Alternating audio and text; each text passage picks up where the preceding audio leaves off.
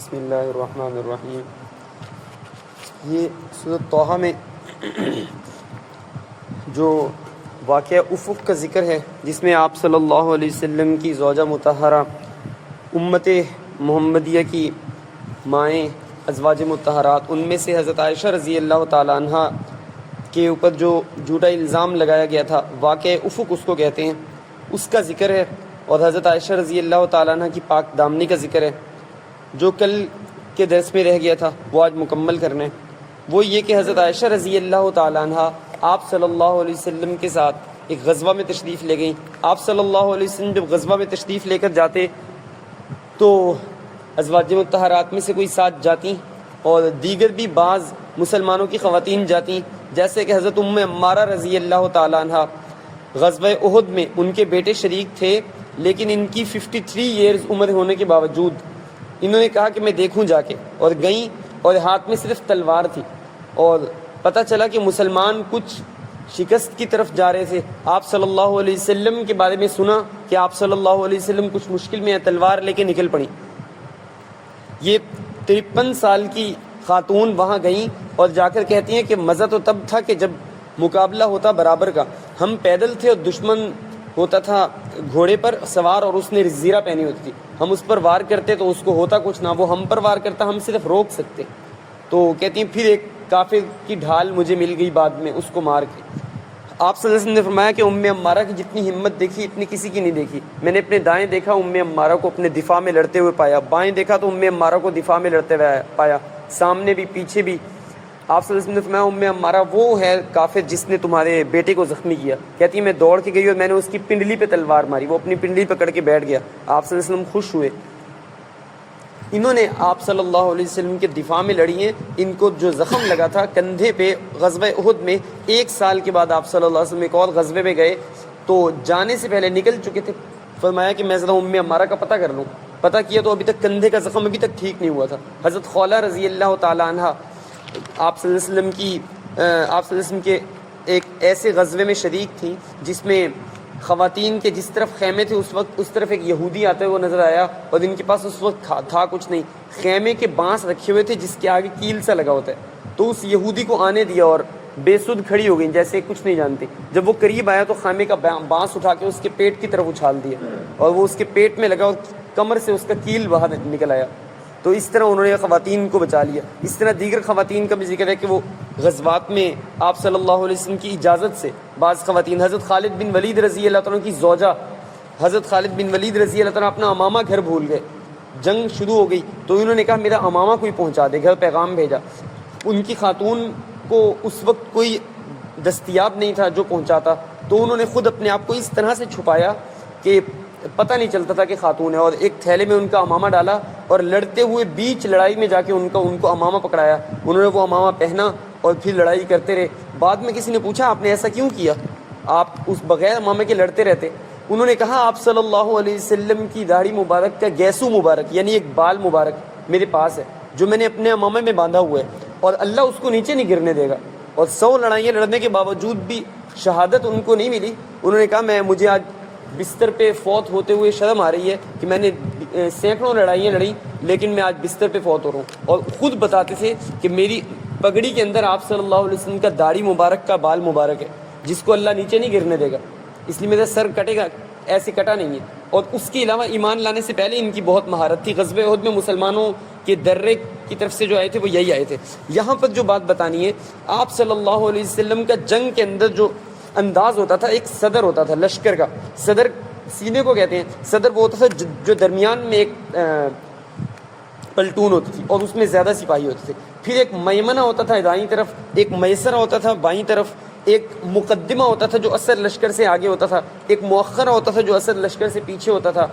تو مقدمہ کا کام یہ ہوتا تھا کہ کوئی گھات لگا کے دونوں طرف کوئی چھپ کے تو نہیں بیٹھے ہوئے، ان چیزوں کو دیکھنا، اگر پڑاوا ڈالنا ہے تو جانوروں کے گھاس اور آدمیوں کے پانی وغیرہ کا دیکھنا، وہ آگے آگے چلتے تھے۔ مؤخرہ کا کام یہ ہوتا تھا کہ لوگ چلتے ہوئے جا رہے ہیں، کوئی پیچھے والا آدمی کوئی بے ہوش ہو کے گر گیا، کسی کوئی چیز گری پڑی تو نہیں رہ گئی، وہ پیچھے دیکھتا آتا تھا۔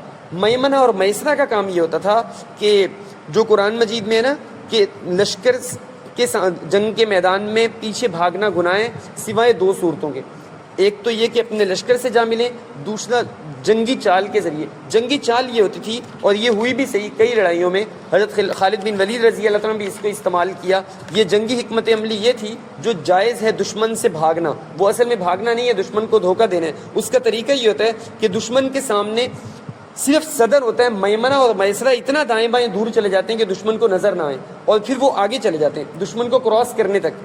اور پھر یہ پہلے سے طے ہوتا ہے کہ اصل جو صدر کے سپاہی ہیں وہ ڈر کے بھاگنے کی ایکٹنگ کریں گے اور یہ دکھائیں گے کہ ہم ڈر کے بھاگ رہے ہیں. اور اس وقت وہ میمنہ اور میسرہ دشمن کو کراس کر کے پیچھے جا چکے ہوں گے اور وہ اس انتظار میں ہوں گے کہ یہ صدر کے سپاہی بھاگنے کی ایکٹنگ کریں واپس. اور یہ جب بھاگنے کی ایکٹنگ کریں گے تو دشمن ریلیکس ہو جائے گا، اب ہم اس کو مارنے کے لیے اس کی طرف جائیں گے. جب وہ دوڑیں گے ریلیکس ہو کے تو میمنہ اور میسرہ اکٹھے ہو کر اس پر پیچھے سے حملہ کر دیں گے.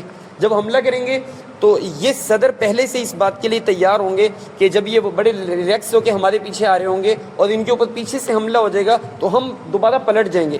تو وہ لہو گرم کرنے کا ہے ایک طریقہ، پلٹ کر جھپٹنا، جھپٹ کر پلٹنا، لہو گرم کرنے کا ہے ایک طریقہ.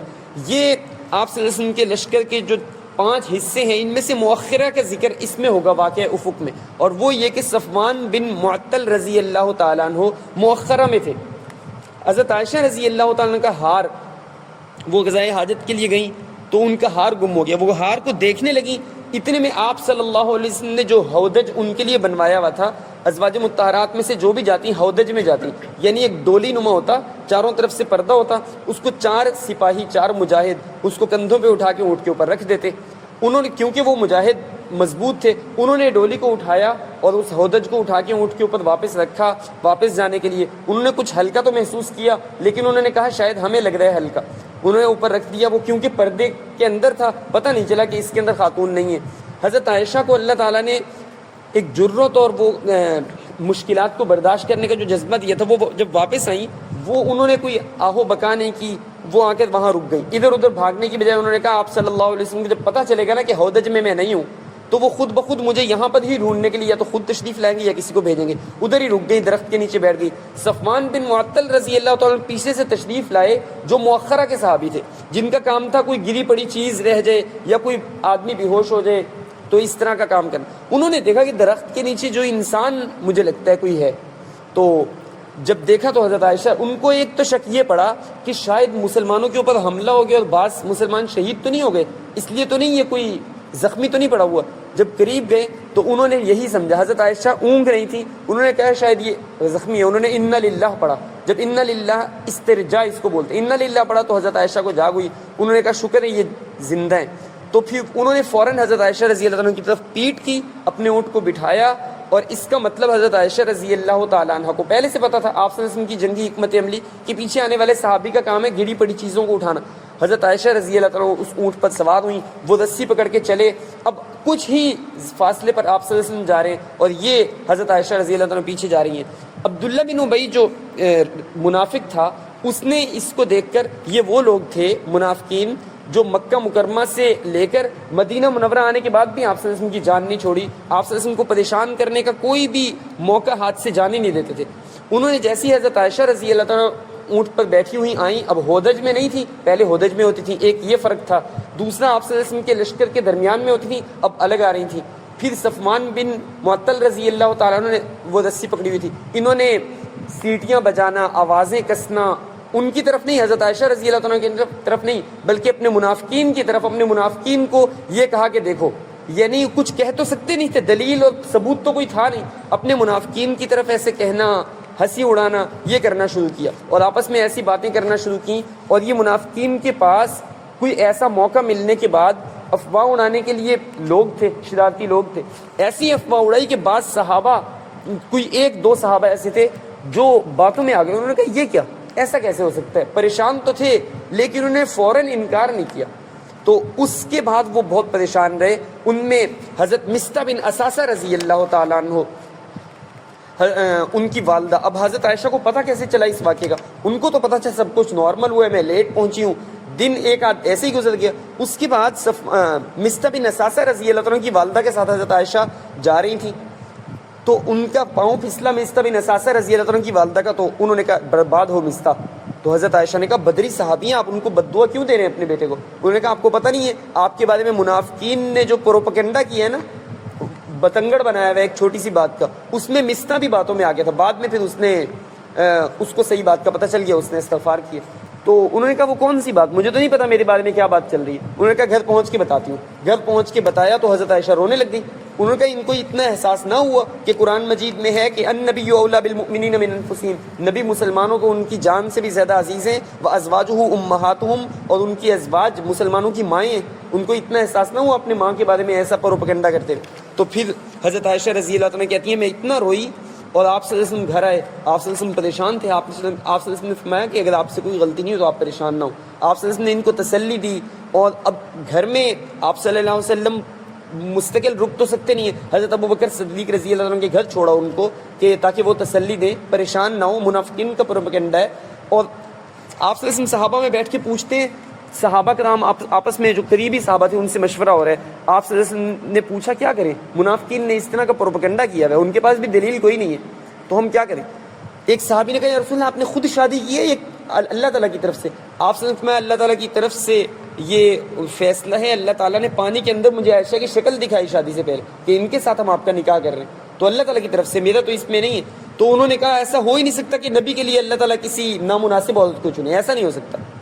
تو حضرت عمر رضی اللہ عنہ کی جب باری آئی مشورہ دینے کی، انہوں نے کہا سبحانک ھذا بہتان عظیم، بہت بڑا الزام ہے، اور نبی اور اللہ تعالیٰ اور نبی کا گھرانہ پاک ہے، یہ بہت بڑا الزام ہے۔ پھر قرآن مجید کے اندر جب آیت نازل ہوئی تو آپ صلی اللہ علیہ وسلم، سخت سردی کا موسم تھا، آپ صلی اللہ علیہ وسلم حضرت عائشہ رضی اللہ عنہ کے گھر میں اتفاق سے بیٹھے ہوئے تھے، اچانک آپ صلی اللہ علیہ وسلم کے ٹپ ٹپ پسینہ گرنا شروع ہوا، اور پسینہ گرنا شروع ہوا ہے، آپ صلی اللہ علیہ وسلم سردی سے دانت بج رہے ہیں لیکن پسینہ گر رہا ہے، آپ صلی اللہ علیہ وسلم کی کیفیت تبدیل ہو گئی، سب سمجھ گئے کہ وہی نازل ہو رہی۔ اس وقت 9 آیتیں حضرت عائشہ رضی اللہ عنہ کی شان میں نازل ہوئی، وہ جو انہوں نے پروپیگنڈا کیا تھا، اس کے بعد میں واضح بتایا کہ یہ پہلی دفعہ ہوا، آئندہ ہمیشہ اگر کوئی ایسا کرے گا، کسی پاک دامن عورت پہ الزام لگانے کی کوشش کرے گا، اس کو 80 کوڑے لگائے جائیں گے۔ ابھی یہ سزا مقرر نہیں تھی، ورنہ ان سارے لوگوں کو لگائے جاتے جو اس پروپیگنڈے کا حصہ تھے۔ ہاں البتہ جو چند ایک اکا دکا مسلمان جو عارضی طور پہ چند لمحوں کے لیے منافقین کی باتوں میں آئے تھے، انہوں نے بعد میں معافی مانگی، اور اشعار ہیں حدیث کی کتابوں میں، اور اس کا مفتی انس یونس صاحب کراچی کے، انہوں نے ان اشعار کا ترجمہ کیا ہے کہ کیسے وہ شرمندہ تھے۔ حضرت عائشہ رضی اللہ عنہ کے والد حضرت ابوبکر صدیق رضی اللہ عنہ نے فرمایا کہ اللہ کی قسم میں مستہ کے گھر راشن نہیں بھیجوں گا۔ وہ ہر مہینے حضرت مستر بن اساسہ رضی اللہ عنہ غریب تھے، رشتہ دار تھے، ان کے گھر راشن بھیجتے تھے۔ آپ صلی اللہ علیہ وسلم کو پتہ چلا، آپ صلی اللہ علیہ وسلم نے فرمایا کہ نہیں، رشتہ داروں کی طرف سے اگر کوئی دکھ تکلیف پہنچے بھی صحیح، آپ اس کو برداشت کریں، اس کے بدلے میں اللہ تعالیٰ ایک فرشتے کو مقرر کریں گے جو آپ کی مدد کرتا رہے گا۔ رشتہ دار یہ صلہ رحمی کا حصہ ہے۔ پھر انہوں نے اس قسم کو، آپ صلی اللہ علیہ وسلم نے صحابہ کرام کو یہ بات سمجھائی بھی کہ کسی ناممکن یا ناجائز کام کی قسم کھا لو تو قسم پوری نہ کرو، کفارہ ادا کر دو۔ تو حضرت ابوبکر رضی اللہ تعالیٰ نے بھی ایسے ہی کیا۔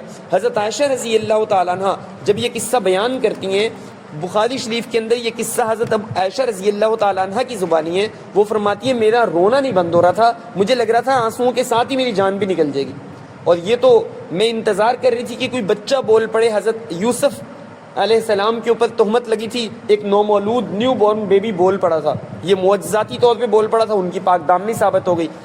حضرت عیسیٰ رضی اللہ تعالیٰ حضرت عیسیٰ علیہ السلام کی والدہ اماں مریم کے اوپر جب الزام لگا تو اس وقت بھی حضرت عیسیٰ علیہ السلام گود کے بچے بول پڑے، ان کی پاک دامنی ثابت ہو گئی۔ حضرت عائشہ فرماتی ہے میں سوچتی تھی میری پاک دامنی کے لیے کون نومولود بچہ بولے گا، مجھے اتنا اندازہ نہیں تھا کہ آپ صلی اللہ علیہ وسلم کی شان پہ قربان جاؤں، ان کے گھرانے کو کی پاک دامنی کے لیے اللہ تعالیٰ خود بولیں گے۔ اور 9 آیتیں سورۃ نور کے اندر نازل ہوئیں، جس کے اندر حضرت عائشہ رضی اللہ عنہ کی نہ صرف پاک دامنی بیان ہوئی، بلکہ جو لوگ ایسا کرنے والے تھے ان کا پورا ایک اصول قیامت تک کے لیے بتا دیا۔ خامد اپنی بیوی پہ الزام لگائے تو لعان ہے، کوئی اور کسی اور پاک دامن عورت پہ الزام لگائے یا پاک دامن مرد پہ الزام لگائے تو 80 کوڑے، اور یا پھر وہ اپنی اس کے لیے 4 گواہ لائے، پھر جا کے وہ سزا ملے گی۔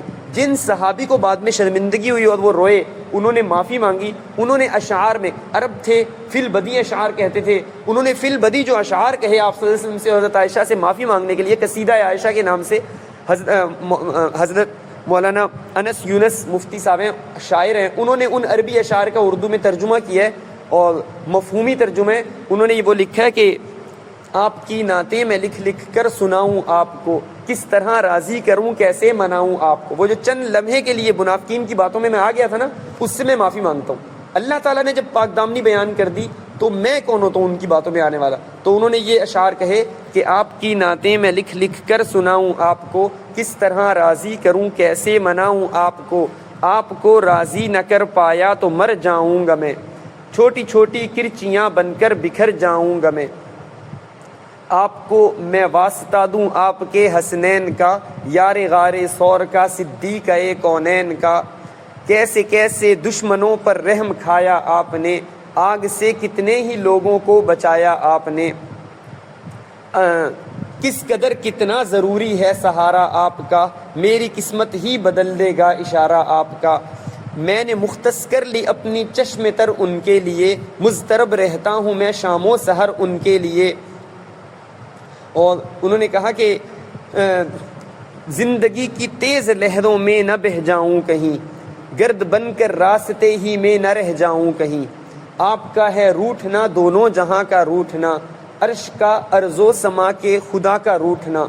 اور انہوں نے یہ والے اشعار کہے۔ اس کے بعد آپ ان 9 آیات کے اندر پھر یہ بھی بات آ گئی کہ وہ جو آ گئے تھے ان باتوں کے اندر، وہ ان لوگوں کی معافی کا بھی اعلان ہو گیا، جیسے تبوک کے اندر نہ جانے والے 3 لوگوں کا ہو گیا تھا۔ لیکن یہ ہے کہ حضرت عائشہ رضی اللہ تعالیٰ عنہ کی پاک دامنی کے اوپر مسلمانوں کے اندر آج بھی افسوس صد افسوس کہ ایک طبقہ، مسلمان تو وہ نہیں کہلائے گا، لیکن بہرحال مسلمانوں کے اندر ایک پروپیگنڈا وہ والا ابھی تک چلانے والا ایک طبقہ ہے جو کوشش کرتا ہے کہ اس بات کو پھر سے لایا جائے، اور ان کی وہ کتابیں جس کے اندر وہ واضح الفاظ میں تو کہہ نہیں سکتے قرآن مجید میں، کیونکہ صفائی اللہ تعالیٰ نے بیان کر دی، لیکن وہ لوگ جو الفاظ استعمال کرتے ہیں نعوذ باللہ، یہ بتانا اس لیے ضروری ہے، مرض کی سنگینی اگر نہیں بتائیں گے تو مریض پرہیز نہیں کرے گا۔ یہاں پر بتانا اس لیے ضروری ہے، بعض کتابوں کے اندر وہ لوگ اس طرح کی چیزیں لکھتے ہیں، وہ مستشرقین ہوتے ہیں، اورینٹیلسٹ ہوتے ہیں، جو دوسری جنگ عظیم کے بعد مسلم ممالک کے اندر مسلمانوں کے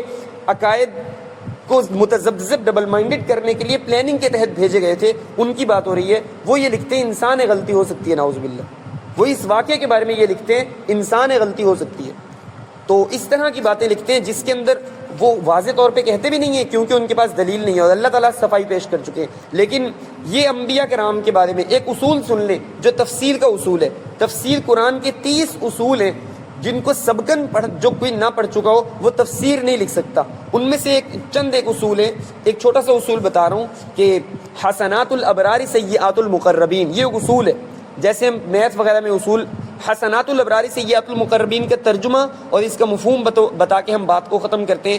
انبیاء کرام معصوم ہے، یہ مسلمانوں کا عقیدہ ہے کہ انبیاء کرام معصوم ہیں، اور اس کی ہم وضاحت یہ کر رہے ہیں۔ حضرت آدم علیہ السلام اور اماں حوا کا جنت کے اندر وہ گندم کھا لینا، یا حضرت یونس علیہ السلام کا مچھلی کے پیٹ میں جب گئے تھے چھلانگ لگانا، یا آپ صلی اللہ علیہ وسلم کا کوئی بھی عمل، وہ غلطی اور گناہ نہیں کہلائے گا۔ میرے اور آپ کے منہ سے اس کے لیے گناہ کا لفظ استعمال ہو، یہ ہمارے عقیدے کے خلاف ہے۔ عقیدہ مسلمانوں کا یہ کہ انبیاء کرام گناہوں سے پاک ہیں، اور اس کی مثال میں دے دوں، حسنات الابرار سیئات المقربین کا ترجمہ یہ ہے، حسنات الابرار نیک لوگوں کی نیکیاں، سیئات المقربین اللہ کے مقرب ترین بندوں کے گویا کے گناہ ہیں۔ اور اس کی مثال یہ ہے کہ ایک چھوٹی سی چڑیا وہ جتنا بھی اونچا اڑے، وہ شاہین کی اڑان جو نیچی ہوتی ہے اس کے برابر بھی نہیں پہنچ سکتی۔ شاہین جو سب سے نیچے اڑتا ہے، کبھی وہ سمجھے کہ میں بہت نیچے اڑا ہوں، تو چڑیا کی سب سے اونچی اڑان بھی شاہین کی سب سے نیچی اڑان کے برابر نہیں پہنچ سکتی۔ تو اب اس کی مثال دے رہا ہوں، ہماری زندگی کی وہ نماز جو خانہ کعبہ کے سامنے کھڑے ہو کے پڑھی، آنکھوں میں پانی آ گیا، رونٹے کھڑے ہو گئے، اور میں نے کہا ایسی نماز اللہ اکبر کہنے سے لے کے سلام پھیرنے تک کوئی باہر کا خیال نہیں آیا، وہ میری زندگی کی سب سے اچھی نماز تھی۔ ایسی نماز اگر نبی جیسے آپ صلی اللہ علیہ وسلم طائف سے واپس آئے تھے، تھکاوٹ اور زخموں سے چور تھے، بیٹھ کے نماز پڑھنی پڑ گئی، آپ صلی اللہ علیہ وسلم کی یا کسی نبی کی جو زندگی کی سب سے ایسی نماز جو تھکاوٹ سے چور ہو کے پڑھی تھی، ہماری زندگی کی سب سے اچھی نماز کے برابر تو کیا پوری امت کے تمام اولیاء اللہ کی سب سے اچھی والی نماز کسی نبی کی سب سے ہلکی والی نماز کے برابر بھی نہیں پہنچ سکتی۔ تو نبی جس کے بارے میں یہ کہے گا ربنا ظلمنا انفسنا، اللہ میں نے اپنے اوپر ظلم کیا، اللہم انی ظلمت نفسی، یا کوئی بھی استغفار کے الفاظ استعمال کرے گا تو اس کا مطلب یہ نہیں ہوگا کہ نبی سے گناہ ہوا، بلکہ اس کا مطلب یہ ہوگا کہ نبی امت کو سکھا رہا ہے کہ اس طرح استغفار کرتے رہنا، یہ مطلب ہوگا. آپ صلی اللہ علیہ وسلم نے واضح اس بات کہی. آپ صلی اللہ علیہ وسلم کبھی 70 مرتبہ استغفار کیے بغیر نہیں سوئے. تو یہ کس لیے تھا؟ نبی تو معصوم ہے کنفرم. تو یہ اس لیے تھا کہ میرے سے محبت کرنے والے استغفار کر کے سوئے. یہ اس وجہ سے تھا. یہ ایک عقیدہ یہاں پر بتانا ضروری تھا. اور واقع افق کے بارے میں ہمیں بہت مضبوط عقیدہ رکھنا پڑے گا. آپ صلی اللہ علیہ وسلم نے صحابہ کرام کے بارے میں واضح فرمایا, ہم جمعے میں سنتے ہیں. اور یہ حضرت عائشہ صرف صحابیہ نہیں ہے, حضرت عائشہ آپ صلی اللہ علیہ وسلم کی زوجہ بھی ہیں, امت کی ماں بھی ہیں. جلیل القدر صحابہ کرام بہت سارے وہ اپنی ان کو استانی بھی سمجھتے تھے, حتیٰ کہ فیصلہ ان سے آ کے کرواتے تھے علمی معاملات میں. حضرت ابو ہریرہ نے ایک حدیث سنائی, حضرت عمر نے کوڑا نکالا اور کہا اگر اس حدیث کا گواہ نہ لائے نا تو میں یہ کوڑے سے ماروں گا. حضرت ابو ہریرہ کی آنکھوں میں آنسو آ گئے, سیدھا گئے, جا کے دروازہ کھٹکایا. اما عائشہ رضی اللہ تعالیٰ گھر کے اندر دروازے کے اندر ایک پردہ لٹکا کے رکھتی تھی. انہوں نے پردہ پھیلایا, دروازہ کھولا اور بیٹھ گئی. کہا جی. انہوں نے کہا اما کیا یہ 1 قرات اور 2 قرات والی حدیث آپ صلی اللہ علیہ وسلم سے آپ نے نہیں سنی کہ جو جنازہ پڑے گا ایک مسلمان کو, اس کو 1 قرات یعنی 1 احد پہاڑ کے برابر سونا خرچ کرنے کا ثواب ملے گا, اور جو جنازے کے بعد تدفین کے اندر بھی شامل ہوگا اس کو 2 قرات یعنی 2 احد پہاڑ کے برابر سونا خرچ کرنے کا ثواب ملے گا. کیا یہ آپ نے نہیں سنی؟ اما عائشہ نے بتایا کہ ہاں میں بالکل سنی ہے. اب یہ کنفرمیشن کے لیے جاتے تھے, اس کا مطلب ہے وہ سینئر تھی, ان سے حدیثیں کنفرمیشن کے لیے جاتے تھے. وہ انہوں نے کہا آپ میرے ساتھ کوئی کاسٹ بھیجیں جو حضرت عمر کو جا کے بتائے کہ یہ واقعی حدیث ہے. حضرت عمر کے پاس کاسٹ پہنچا, ان کو بتایا کہ واقعی حدیث ہے, اور تصدیق اما عائشہ نے کی ہے. تو پھر حضرت عمر رضی اللہ عنہ نے بتایا کہ اتنی بڑی جو عوام بیٹھی ہوئی تھی نا, ان کو ڈرانے کے لیے کہ کوئی حدیث میں کمی پیشی نہ کرے, اس لیے میں نے آپ کو یہ دھمکی والے انداز میں بات کی تھی, ورنہ مجھے آپ کے اوپر وہ نہیں تھا, آپ کے اوپر اعتماد تھا. تو یہاں پر بتانے کا مقصد صرف یہ ہے, ایسی خاتون جس کو والدہ سمجھنا, جس کو صحابہ کرام اپنا استاد سمجھتے تھے, جو صحابیہ ہونے کے درجے پہ فائز ہیں. اور قرآن میں خطبے میں ہم یہ حدیث پڑھتے ہیں آپ صلی اللہ علیہ وسلم کی, فمن احبہم فبحبی احبہم ومن ابغضہم فببغضی ابغضہم. جس نے ان سے محبت کی دراصل میری محبت کی وجہ سے ان سے محبت کی, جس نے ان سے بغض رکھا دراصل مجھ سے بغض کی وجہ سے ان سے بغض رکھا. اور آخری ایک حدیث اور بتا رہا ہوں, وہ یہ کہ آپ صلی اللہ علیہ وسلم نے فرمایا اذا رأیتم الذین یسبون اصحابی فقولوا لعنت اللہ علیکم. اگر دیکھو کہ میرے صحابہ کو کوئی گالی دے رہا ہے تو ان کو بتا دو کہ اللہ تعالیٰ کی لعنت ہوگی. ایک اور حدیث میں اللہ تعالیٰ کی فرشتوں کی پوری تمام مخلوقات کی لعنت ہوگی. اور آپ صلی اللہ علیہ وسلم نے فرمایا اللہ اللہ فی اصحابی, میرے صحابہ کے بارے میں کسی غرض کو نہ لینا, جس نے ان سے محبت کی اس نے میرے سے محبت کی. اور کہا کہ اصحابی النجوم بایہم اقتدیتم اہتدیتم, میرے صحابہ ستاروں کی مانند, جس نے کسی ایک کی بھی اقتدا کی وہ ہدایت کو پائے گا. تو اس لیے اس معاملے میں ایک تو والدہ, روحانی والدہ ہونے کے معاملے میں, دوسرا آپ صلی اللہ علیہ وسلم کی زوجہ ہونے کے معاملے میں ہمیں اس عقیدے میں بڑا مضبوط ہونا پڑے گا. کوئی مستشرق اور اورینٹیلسٹ ہمارے جو کانسیپٹ ہے اس کو ڈس نہ سکے. اگر ڈسے تو ہم نے یہ وہ ایڈوانس جو جیسے کسی کو وہ لگا دی جاتی ہے, کوئی وہ اس کو کہتے ہیں ویکسین لگا دی جاتی ہے کہ اس ویکسین کے بعد پھر وہ بیماری اثر نہیں کرتی. اس طرح احتیاطاً ہم نے یہ ساری بات آپ کو بتا دی کہ اگر کوئی مستقبل میں مستشرق آپ کی سوچ کو ڈسنا چاہے تو نہ ڈس سکے. اللہ تعالیٰ عمل کی توفیق نصیب فرمائے. بسم اللہ الرحمن الرحیم. یا اول الاولین یا آخر الاخرین یا ذا القوۃ المتین یا ارحم الراحمین یا راحم المساکین. یا اللہ ہمیں عقائد کی اصلاح کی توفیق نصیب فرما, مضبوطی نصیب فرما, اور یا اللہ دین پر قائم رہنا اور دین کی خدمت کرنا نصیب فرما. صلی اللہ تعالیٰ علی خیر خلقہ محمد وعلی آلہ واصحابہ اجمعین برحمتک یا ارحم الراحمین.